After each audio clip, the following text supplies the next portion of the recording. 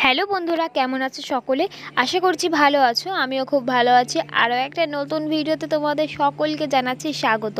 তো আজকের ভিডিওটা কিন্তু আমি বাড়ি থেকে স্টার্ট করছি না। আজকের ভিডিওটা একদম স্টার্ট করেছি আমাদের শান্তিপুর স্টেশন থেকে, কারণ তোমাদেরকে আগেই বলেছিলাম যে আজকে আমি বাপের বাড়ি যাব, আগের ভিডিওটাতেই বলেছিলাম। তো সেই জন্য আর কি সকাল সকাল একদম রেডি হয়ে স্নান টান করে রেডি হয়ে চলে এসেছি আমরা শান্তিপুর স্টেশনে। তো এখান থেকে আমরা শিয়ালদা লোকাল ধরে যাব হচ্ছে ব্যারাকপুর থেকে ঘাট পেরিয়ে তারপরে আমরা শেওড়াফুলি পৌঁছাবো। তো তারপরে বাড়িতে যাব। আর আমাদের আজকেই হচ্ছে জামাই ষষ্ঠী পালন হবে। তোমরা তো জানোই আমাদের যেহেতু দোকান রয়েছে, সেই জন্য দোকান বন্ধ করে আমরা জামাই ষষ্ঠীর দিন কোনো বছরেই যেতে পারি না। সেই জন্য আমাদের দু একদিন লেট হয় ষষ্ঠী খেতে যাওয়া। তো সেই জন্য এই বছরও সেম কেস। তো ওই জন্য 3-4 দিন পরেই আমরা যাচ্ছি ষষ্ঠী খেতে।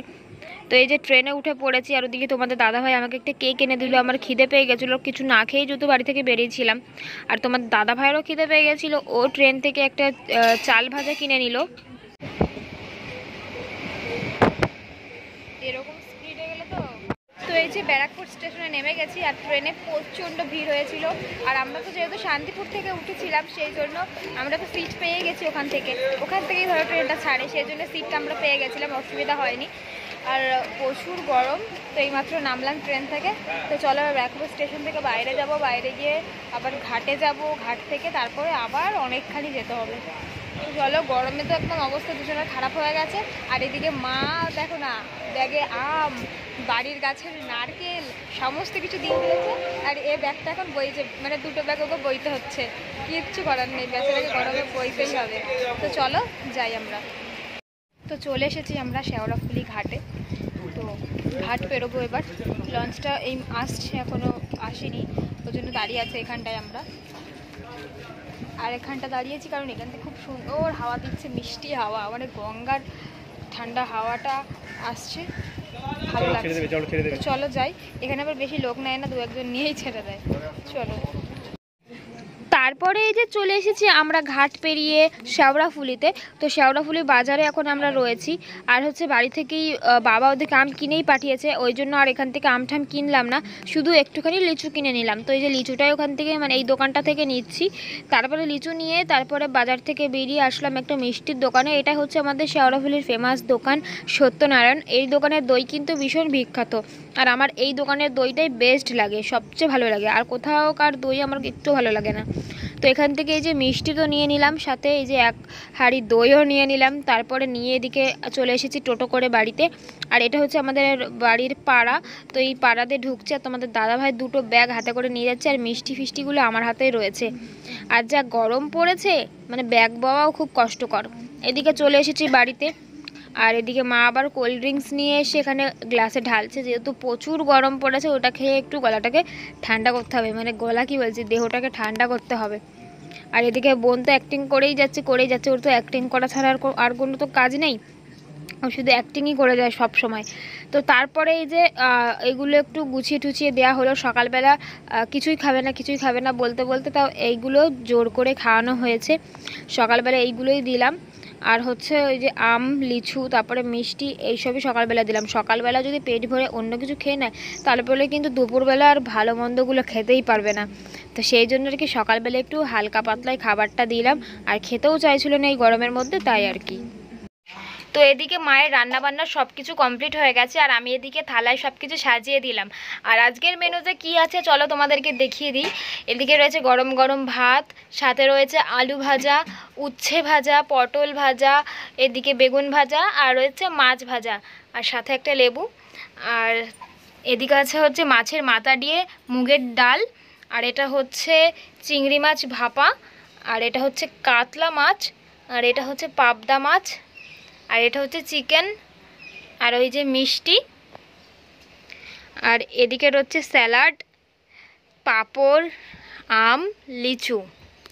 তো আজকের দুপুরের মেনুতে রয়েছে এইগুলো। তো যাকে খেতে দিয়েছে সেই এখনো দাঁড়িয়ে আছে, বসছেই না। বসো বসো। তো তারপরে এই যে বসে পড়েছে খেতে।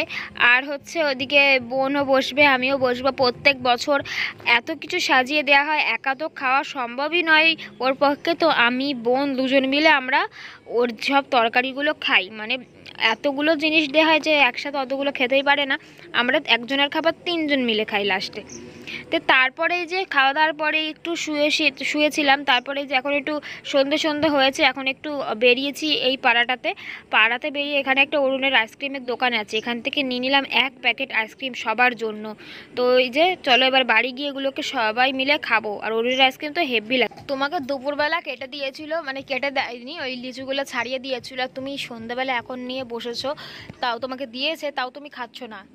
এদিকে দেখি প্লেটটা, একটা তো খাও, একটা খেয়েছি, 5টা ছিল, একটা খেয়েছি। তার একটা খাও, আর একটা খাও, আমি খেয়ে নিচ্ছি। তারপরে খেতে হবে না, থাক দিদা। আমার লিচু আমার ফেভারিট।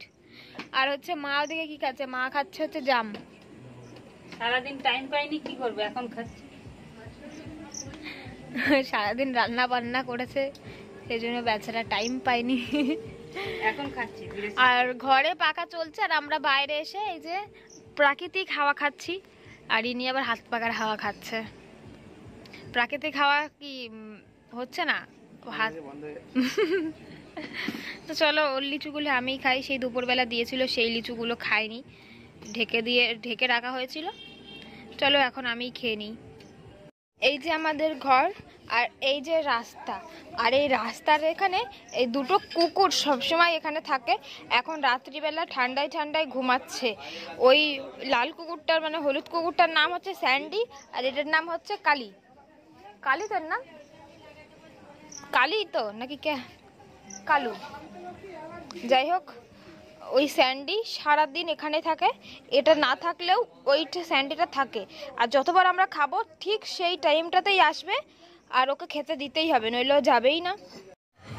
তো আমি তো আজকে সারাদিনে ভুলেই গেছি যে শাড়িগুলো ঠাম্মাকে আর মাকে দেবো, সেটা ব্যাগের ভেতরেই পড়ে রয়েছে। হঠাৎ করে আমার মনে পড়লো, তারপরে এই যে ব্যাগ থেকে আমি বার করে নিয়েছি শাড়ি দুটো। তো তারপরে যে এখন আমি ঠাকমাকে দিয়ে দেবো, মাকে দিয়ে দেবো। আর শাড়িগুলো তো কী শাড়ি কিনেছি সেটা তো তোমাদেরকে আমি আগের ভিডিওতেই দেখিয়েছিলাম, এই ভিডিওতে আর বিশেষ করে দেখালাম না। তো চলো ঠাকমার শাড়িটা ঠাকমাকে দিয়ে দিই, আর হচ্ছে মায়ের শাড়িটাও মাকে দিয়ে দেবো। তো এই যে ঠাকমাকে দিচ্ছি, ঠাকমা তো হাসছে, দেখতেই পাচ্ছ। তো তারপরে আমি এই যে বললাম তো খুলে তো দেখো, তোমাকে গিফট দিলাম, তাই আর কি দেখছে সবাই, দেখলো।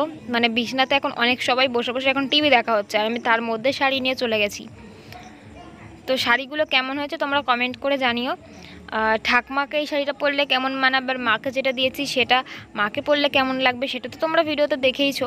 তো চলো আজকের ভিডিওটা আর বেশি বড় করলাম না, নতুন আর একটা ভিডিওতে তোমাদের সকলের সাথে আবার দেখা হবে। আর আজকের ভিডিওটা কেমন লাগলো কমেন্ট করে জানাতে একদমই ভুলো না। সকলে ভালো থেকো, আজকের জন্য টাটা।